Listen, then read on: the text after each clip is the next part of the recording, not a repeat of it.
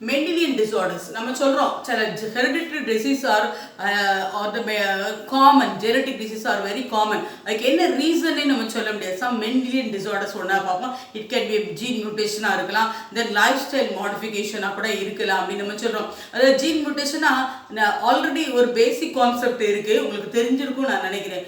We have the genes for all the diseases. எல்லா டிசீஸ்க்குள்ள jeans we have. But when it is mutated, then again we cause a particular disease. நிறைய சொல்லுவாங்க stress இல்லை ஒரு இல்லை எனக்கு heart problem வந்துட்டுமாங்க. அடுத்து risk ஃபேக்டராக உங்களுக்கு இருக்காது. ஃபேட் டயட் இல்லை எனக்கு பிரெஸ்ட் கேன்சர் வந்துட்டுன்னு சொல்லுவாங்க. அந்த மீனிங் சம் ஜீன் மியூட்டேஷன் த ஹெரிடிட்டரி டிசீஸாக இருக்க காஸ்ட் அப்படி நம்ம வந்துக்கலாம் என்ன செய்யணும் வந்துக்கலாம் பார்க்குறோம். அதில் ஃபர்ஸ்ட் நம்ம வந்து என்ன ஹெரிடிட்டரி டிசீஸ் நம்ம வந்து இதில் ஃபர்ஸ்ட் பார்க்குறோம். ஹெரிடிட்டரி டிசீஸ் வந்து நமக்கு தலசீமியா. இது ரப்பனங்களா வந்துச்சு.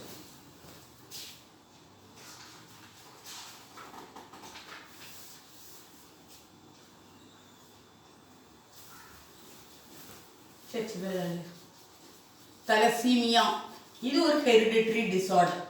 இவங்க யூஸ்வலா in our body we have the normal hemoglobin அப்படின்னு நமக்கு தெரியும். hemoglobin gives a red color to our blood. அது they have the oxygen carrying capacity.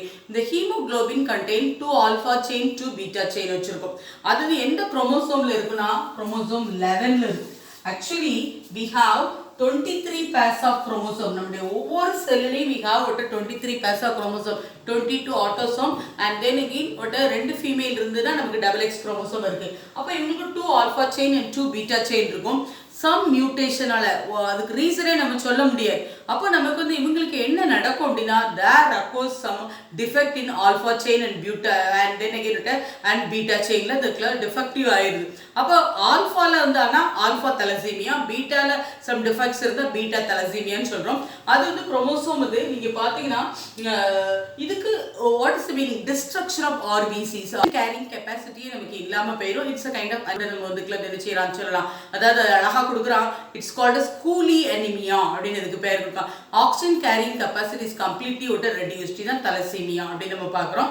Next நம்ம பார்க்க போற அடுத்த டிசார்டர் என்ன அப்படின்னு சொல்லி பார்க்கச்சுல phenylketonuria அப்படிங்கிற டிசீஸ் நம்ம வந்து பார்க்க போறோம். இந்த phenylketonuria அப்படிங்கிற டிசீஸ் இது phenylketonuria பாடிஸ் ஆர் phenylketonuria இது எல்லாமே ஒரு அப்நார்மல் மெட்டபாலிசத்தினால வரக்கூடியது அப்படின்னு சொல்லலாம். அதாவது இது எல்லாமே ஒரு அப்நார்மல் மெட்டபாலிக் டிசார்டர். இவங்களுக்கு என்ன நடக்கும்னா phenylketonuria bodies are formed. இது என்ன சொல்றாங்கன்னா ஒரு என்சைம் இருக்கு. என்ன என்சைம்னா ஆக்சுவலி phenylketonuria transferase அப்படிங்கிற என்சைம் இருக்கு. that the gene responsible for this enzyme is present in the chromosome 6. நல்லா கவனிங்க.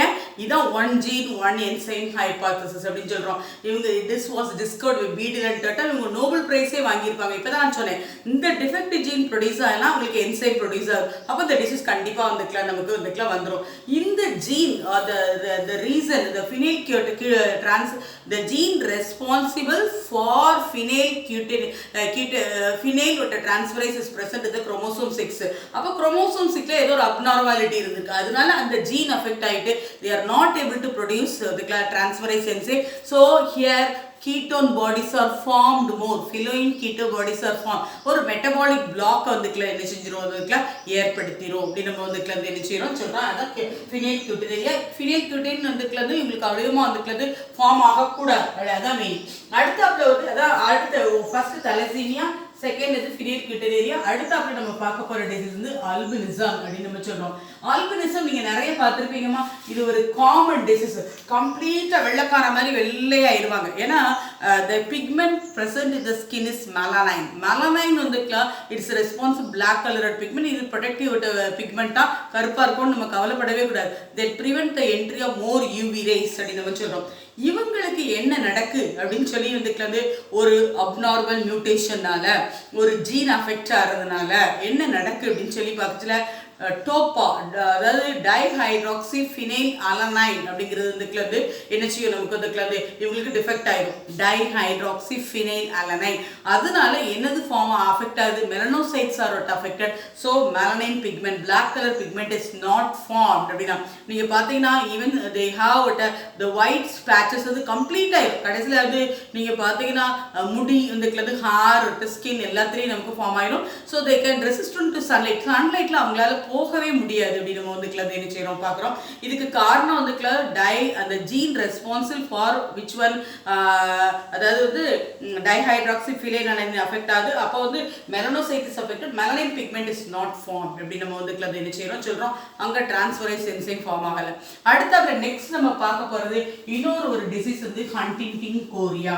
இந்த ஹண்டிங்டன் கோரியா அப்படிங்கிறது குரோமோசோம் 4th இந்த ஜீன் ரெஸ்பான்சிபிள் ஃபார் தட் இவங்களுக்கு என்ன நடக்கும்னா there's a physical and mental deleteriation அப்படி அந்த நரம்புகள் வந்து அப்படி சிதைவடைஞ்சிரும் there's a jerking of muscle உங்களுக்கு தெரியும் அதாவது muscle movement is controlled by nerves இவங்களுக்கு கம்ப்ளீட்டா ஒரு ஜெர்க்கிங் இருக்கும் ஒரு டிப்ரெஷன்ல இருப்பாங்க மென்டல் டிப்ரெஷன்ல இருப்பாங்க கம்ப்ளீட்லி ஜெர்க்கிங்ல இருக்கும் இது வந்து ஒரு கைண்ட் ஆஃப் நர்வஸ் டிஸார்டர் தான் ஆனால் அவங்க உடனே இறந்து போவாங்கன்னு அதுக்கு அர்த்தம் இல்லை இது chromosome 4 is responsible for that ஆனால் 35 to 40 இயர்ஸ்ல இது பண்ணிடும் mental and physical deterioration so that causes the jerking of muscles அப்படின்னு சொல்லலாம் டிப்ரெஷன் அண்ட் இதோட ஹயசினேஷன் அப்படியே ஒரு எந்த நேரம் ஒரு மந்த நிலை இதுக்குள்ள வந்து ஒரு ட்ரக் அடிக்ட் பண்ணவங்க மாதிரி ஒரு மந்த நிலைக்கு இதுக்குள்ள இருப்பாங்க இந்த மாதிரி இந்த தலசீமியா நம்ம பார்த்த அந்த phenylketonuria albinism Huntington chorea is caused only by மியூட்டேஷனால தான் இருக்கலாம் இட்ஸ் ஜெனடிக் டிசீஸ் இதுக்கெல்லாம் கியூர் வந்து கிடையாது இதுக்கு என்ன செய்யலாம் ஜீன் தெரபி கொடுக்கலாம் அந்த டிஃபெக்டிவ் ஜீன்ஸ் எந்த குரோமோசோம்ல இருந்து அதை ரீப்ளேஸ் பண்ணலாம் நவ டேக் த புக்